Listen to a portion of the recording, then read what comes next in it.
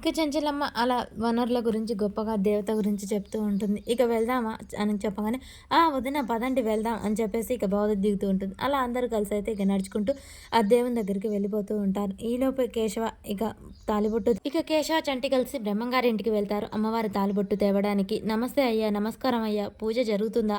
జరుగుతుంది, ఏర్పాట్లు అమ్మగారు వెళ్ళారు.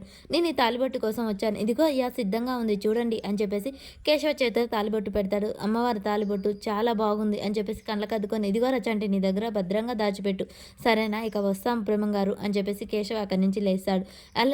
అలాగే అయ్యగారు నేను వస్తున్నాను వెళ్ళండి అని చెప్పేసి చంటి, ఇదిగో ఇలాంటి తాలిబొట్టు చేయడానికి ఎంత అవుతుంది చెప్తారా అనగానే, ఎందుకు బాబు అంటే, నేను ప్రేమించిన అమ్మాయి మెడలో తాళి కట్టడానికి. అవునా, అమ్మాయి పేరేంటి, అమ్మాయి ఊరేంటి, అమ్మాయి ఎక్కడా అని చెప్పేసి ప్రశ్నల మీద ప్రశ్నలు అడుగుతూ ఉంటాడు ఆ బ్రహ్మం గారు.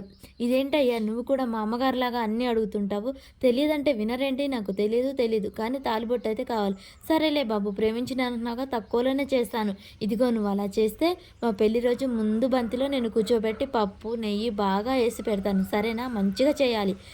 సరే బాబు, ముందుగా నువ్వు అమ్మాయి వివరాలు కనుక్కొని వచ్చి నాకు చెప్పు అని చెప్పగానే, సరేలే రారా చంటి అనగా, వస్తున్నానయ్య గారు అని చెప్పేసి వస్తూ ఉంటాడు. ఏంట్రా లోపల ఏం మాట్లాడా? ఏం లేదు అయ్య గారు, చిన్న డౌట్ ఉంటే క్లియర్ చేసుకొని వస్తున్నాను అంతే, పదండి ఇక వెళ్దాం అని చంటి చెప్తాడు. ఇక అమ్మవారికి అయితే ఇంతలోపే చెంచలమ్మ అక్కడికి వస్తూ ఉంటుంది. ఇంకా కళింగ కూడా వాళ్ళ వెనక నుంచి వస్తూ ఉంటాడు.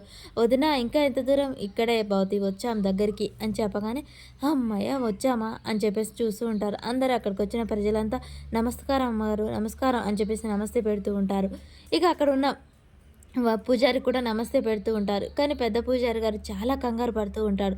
చెంచలమ్మ పూజారి వైపు చూస్తూ ఉంటుంది. అతన్ని గమనించి, ఎందుకు పూజారి గారు ఏమైంది, అంత కంగారు పడుతున్నారు ఏంటి అనగానే, ఏమీ లేదమ్మా, కేశవ గారు ఏది తాలిబొట్టు తెచ్చారా, అతను బ్రహ్మం దగ్గరికి వెళ్ళాడు, తేవడానికే వెళ్ళాడు, వస్తూ ఉంటాడు, ఈలోపు పూజ కానివ్వండి అని చెప్పగానే, సరే అమ్మ పూజ స్టార్ట్ చేద్దాం రండి అని చెప్పేసి అలా చెంచలమ్మ గారి చేత పూజ అయితే స్టార్ట్ చేపిస్తూ ఉంటాడు. కానీ ఆ చెంబులో విషం కలిపిన దాన్ని వైపే, తీర్థం వైపే చూస్తూ ఉంటాడు. చాలా కంగారు పడిపోయి పూజారి గారు ఏదో పాపం చేస్తున్నాను అని చెప్పేసి చాలా బాధపడిపోతూ ఉంటాడు. కానీ తప్పేదేం లేక తన మనవరాల్ని ఊహించుకుంటూ గుర్తు చేసుకుంటూ ఉంటాడు. నా మనవరాల కోసం ఈ తప్పు చేయక తప్పట్లేదమ్మా అని తన మనసులో అనుకుంటూ ఉంటాడు.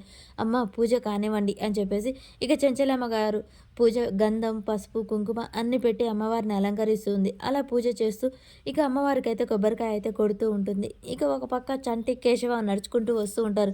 అబ్బా అయ్యగారు ఇంకా ఎంత దూరం, ఇక్కడే అని ఇంత దూరం నడిపించారేంటండి, నా వల్ల కాదు బాబు, ఇక దగ్గర వచ్చాం రారా అని చెప్పేసి నడుస్తూ ఉంటారు. చంటి తాలిబొట్టు భద్రంగా ఉందా?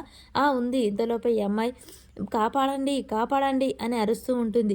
కేశవ ఉండి, ఇక్కడ ఏదో అరుపులు వినిస్తున్నాయి కదా, అవునయ్య గారు నాకు కూడా వినపడుతుంది, వెళ్ళి చూద్దాం పదండి అని చెప్పేసి చుట్టుపట్టు వెతుకుతూ ఉండగానే చంటికి కనిపిస్తుంది. అయ్యగారు ఇటు చూడండి, ఇక్కడ ఎవరు అమ్మాయిని కట్టేసింది అని చెప్పేసి అనగానే ఇద్దరు గబగబా అమ్మాయి దగ్గరికి అయితే పరుగున వెళ్తారు. ఇక చంటి అక్కడికి వెళ్ళి అమ్మాయి కట్లు ఊడబిక్తూ ఉంటారు. ఎవరమ్మా నువ్వు, ఎవరు అని కేశవ అడుగుతూ ఉంటాడు.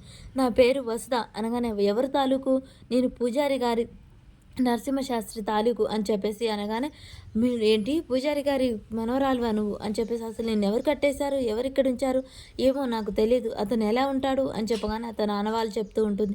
అంటే చెంచలమ్మని ఏదో చేయడానికి ఇక్కడ కట్టేశారనమాట అని కేశవ అయితే తెలుసుకుంటాడు. మరి కేశవ పోయేసరికి చెంచలమ్మ తీర్థం తీసుకుంటుందా?